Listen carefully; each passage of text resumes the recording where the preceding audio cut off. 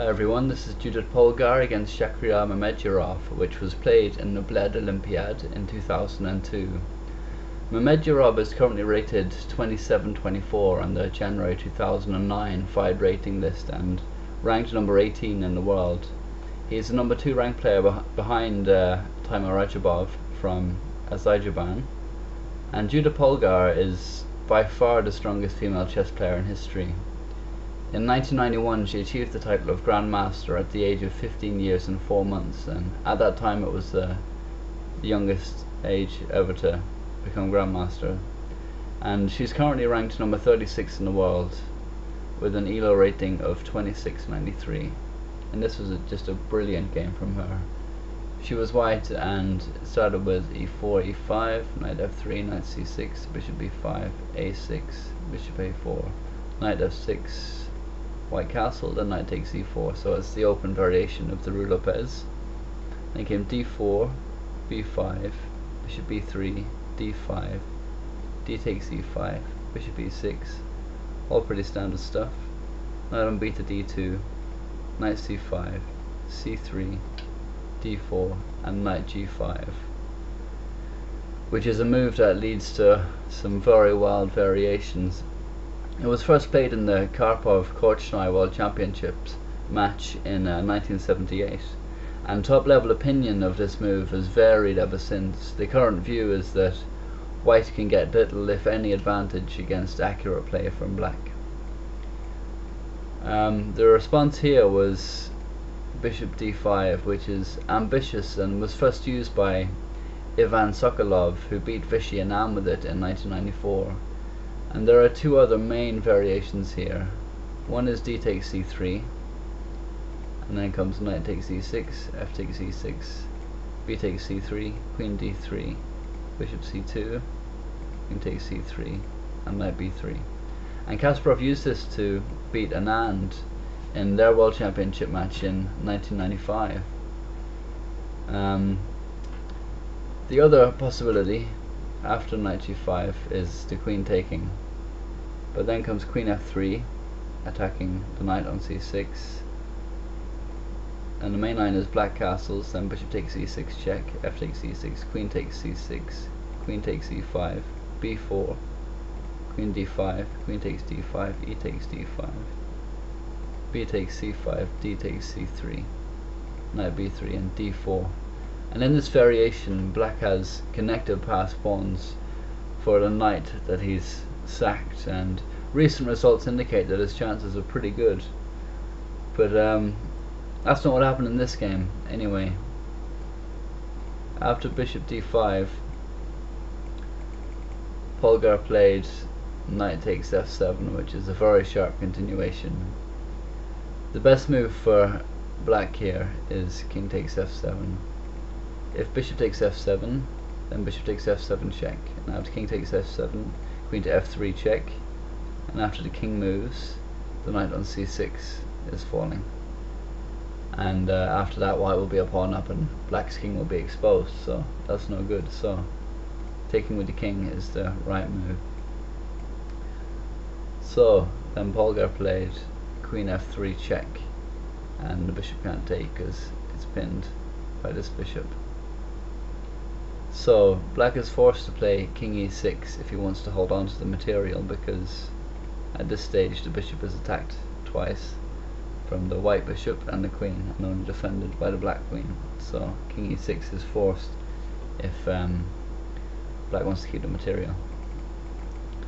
So then Polgar played queen g4 check, which is the strongest and most active continuation. Mamedyarov replied to this with king f7, but this was a blunder and Polgar exploited it in style. The only real hope for black was king e7, which was played again by Anand with the black pieces against Peter Svidler in 1999.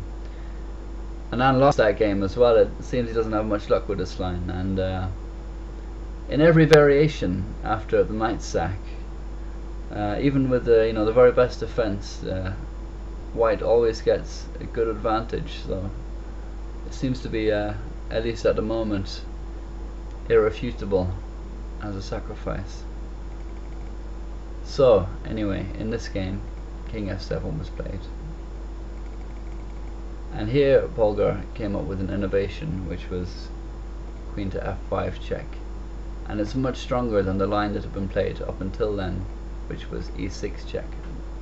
Because after bishop takes e6, queen to f3 check, forking the knight, then queen f6, then queen takes c6, knight takes b3, a takes b3, bishop d6, knight e4, queen e5, knight takes d6 check, c takes d6, and here white only has a slight advantage. Polgar's move with queen to f5 check has basically put this whole line out of business at top level of play. So what's black gonna do now? King e7 is really the best move. There are only two others worth considering, which is king to g8 and king to e8. I don't have time to go into what happens there, but suffice to say, both variations leave black a pawn down and just with a terrible position, so it's not good at all. So e7 is yeah, the best move. Then comes e6, which you know, is very strong. Bishop takes e6 is basically forced here.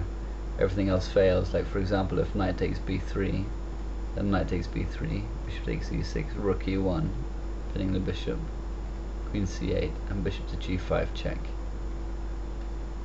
King d6, bishop to f4 check, king e7, knight c5, and there's no way to defend the threats here. It's a winning advantage for white easily. So after e6, bishop takes e6. And then the strongest move, which Polgar played, is rook e1, and much better than the obvious queen takes c5 check, when white would only retain a slight advantage. So rook e1, and now this bishop is attacked 3 times, from the queen, the rook, and the bishop, and it's only defended twice by the king and the knight.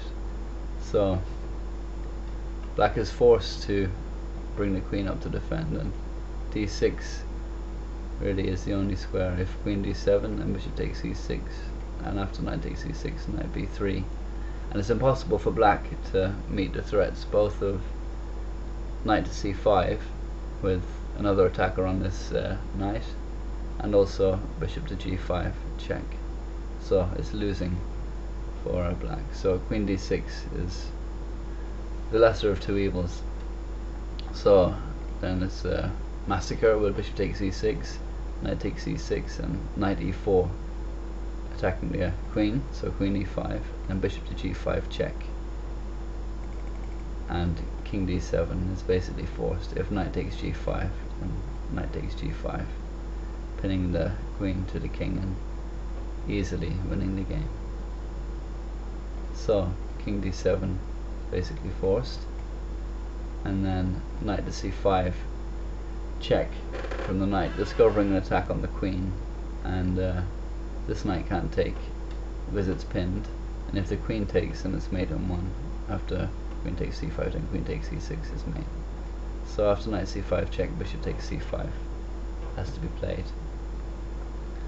And here again Polgar saw the strongest move with queen to f7 check, much stronger than simply taking the queen with the rook takes e5, because after knight takes e5, queen takes e5, bishop d6. Black, although with a disadvantage, would at least be able to play on, and he would have a knight and a rook against the queen, so it's alright. So queen f7 check is the strongest move, and king d6 is the right move. If king c8, then rook takes e5, it's right to take the queen, because after knight takes e5, queen takes e6 check, knight d7 to save the knight, and after c takes d4, bishop takes d4, rook d1, and the bishop will have to move, and after that the knight will fall, and it's easily winning for white. So king d6 is forced, but Polgar then played bishop e7 check, and black resigned as it's completely lost. for example, if knight takes e7, then rook takes e5, king takes e5, rook to e1 check, and it's mate in 1. Or if king d5 here, then queen f3 check, king c4, and b3 is mate.